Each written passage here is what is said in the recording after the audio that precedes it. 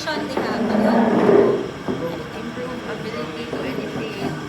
So imuhang patient ani kay maglisod siya og initiate og movement. Ngano di siya ka-initiate?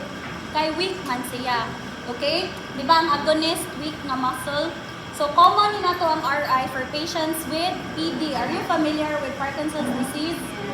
Yes. Kana sila, ilahang posture would be ana. Okay, mag-ana na sila. Pirmi. What PNF pattern would most likely benefit your PD patients? Kung ang ilahang trunk would be more of flexion.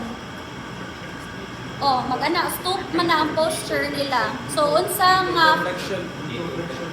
bilateral, asymmetrical, bilateral, symmetrical, sa may mayo. Bilateral, symmetrical, D2 flexion, correct. So, kung mag-ana na siya pirmi, kung mag-D2 flexion ka, mo ana, ang sa i-promote, trunk extension. Okay, so kanaha. So, with your rhythmic initiation,